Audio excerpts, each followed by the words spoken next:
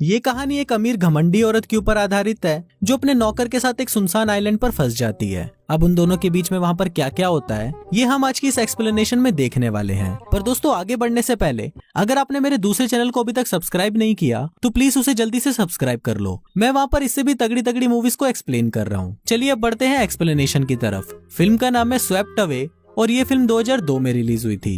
Movie की शुरुआत में हम अंबर नाम की एक औरत को देखते हैं जो कि बहुत ज्यादा घमंडी होती है। अंबर को अपने हस्बैंड की दौलत पर बहुत घमंड था। उसे इतना घमंड था कि वो अपने सामने वाले इंसान को कुछ भी नहीं समझती थी। एक दिन अंबर अपने हस्बैंड और 2 कपल्स के साथ अपने प्राइवेट प्लेन पर बैठकर क्रूज ट्रिप पर जाने के लिए रवाना हो जाती है। ये क्रूज इटली से ग्रीक तक जाने वाली थी। वहाँ पहुंचकर क्रूज शिप का कैप्टन, बावर्ची और एक नौकर उनका वेलकम करते हैं, पर अंबर तो अपने ही घमंड में थी इसलिए वो उन पर बिल्कुल भी ध्यान नहीं देती। शिप पर उनके साथ एक छोटा छतरी नाम का नौकर भी होता है जो अंबर को उसका कमरा दिखाता है। फिर अंबर उससे पूछती है कि शिप में जिम नहीं है क्या, तो इस पर छोटा छतरी उसे एक साइकिल ला कर देता है। वो बोलता है कि आप इस पर पैडल मारना और आपकी एक्सरसाइज हो जाएगी। अब इस बात से अंबर बहुत ज्यादा गुस्सा हो जाती है और वो छोटा छतरी को डांटने लगती है। अब बेचारा छोटा छतरी और क्या ही कर सकता था, उसे इस काम के पैसे मिल रहे थे इसलिए वो चुपचाप उसकी डांट सह लेता है। पर छोटा छतरी के दिल में अंबर के खिलाफ बदले की आग उठ रही थी और वो बस अंबर से बदला लेने के बारे में ही सोच रहा था। अगली सुबह अंबर अपने हस्बैंड एंटोनियो के साथ ब्रेकफास्ट कर रही होती है, पर तभी वो छोटा छतरी को अपने पास बुलाती है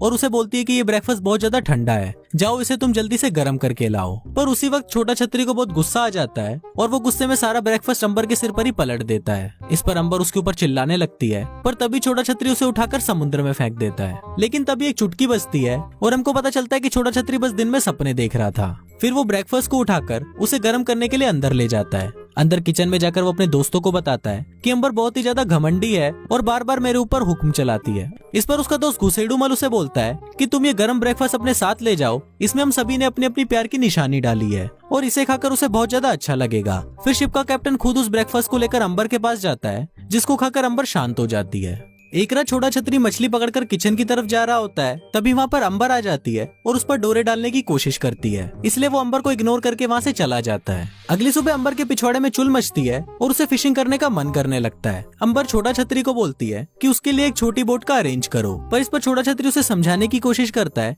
कि मौसम का कोई भरोसा नहीं है और कभी भी यहाँ पर तूफान आ सकता है। पर अंबर के पिछवाड़े में सुअर का खड़ा बाल था और उसने ठान लिया था कि वो फिशिंग करके ही रहेगी। अब छोटा छतरी भी बेबस होकर उसकी बात मान लेता है और उसे अपने साथ एक बोट में बिठाकर फिशिंग करने के लिए समुद्र में ले जाता है। थोड़ी ही दूर जाने के बाद उनकी बोट अचानक बंद हो जाती है। फिर जब छोटा छतरी बोट को चेक करता है तो उसे पता चलता है कि बोट में तेल खत्म हो चुका है। अब अंबर इस बात के लिए उस पर फिर से चिल्लाने लग जाती है, पर अब छोटा छतरी को भी गुस्सा आ जाता है और वो अंबर को बोलता है कि इसमें मेरी क्या गलती है, मैंने तो तुम्हें पहले ही मना किया था। अब उन दोनों के पास कोई और ऑप्शन नहीं था, इसलिए वो दोनों बोट में बैठकर क्रूज शिप के आने का वेट करने लगते हैं। उन दोनों को वेट करते हुए 2 दिन बीत जाते हैं, पर वहाँ पर कोई नहीं आता। अंबर परेशान होकर मदद के लिए जोर जोर से चिल्लाने लगती है, पर उसकी मदद करने वाला भी वहाँ पर कोई नहीं होता। तभी अंबर की नजर बोट पर रखी हुई एक बंदूक पर पड़ती है। अंबर को लगता है कि वो एक फ्लेयर गन है। फिर अंबर उसको जैसे ही चलाने वाली होती है, पर तभी छोटा छतरी उसे रोक देता है और उसे बोलता है कि ये वो नहीं है जो तुम इसे समझ रही हो।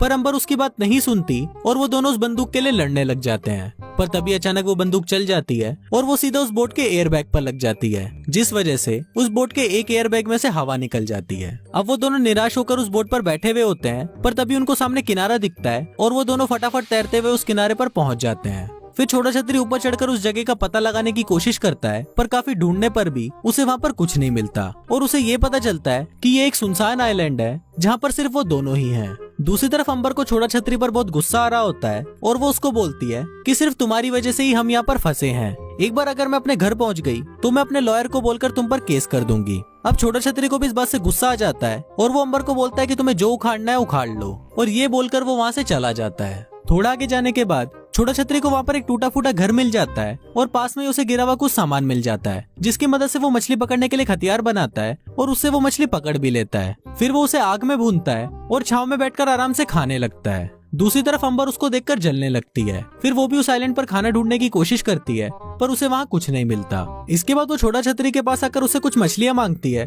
पर छोटा छतरी उसे मना कर देता है। फिर अंबर उसको बोलती है कि तुम मेरे लिए मछलियाँ पकड़ कर ले आओ और इसके बदले तुम्हें जितने भी पैसे चाहिए वो सब मैं तुम्हें दे दूंगी। पर इस पर छोटा छतरी उसे मना कर देता है और बोलता है कि मैं तुम्हारा कोई नौकर नहीं हूँ। वो बोलता है कि अगर तुम्हें खाना चाहिए तो तुम्हें मेरी नौकरानी बनना पड़ेगा और दिन रात मेरी सेवा करनी पड़ेगी। ये बोलकर छोटा छतरी अंबर को अपने सारे कपड़े धोने के लिए दे देता है। अब अंबर के पास और कोई रास्ता नहीं था, इसलिए वो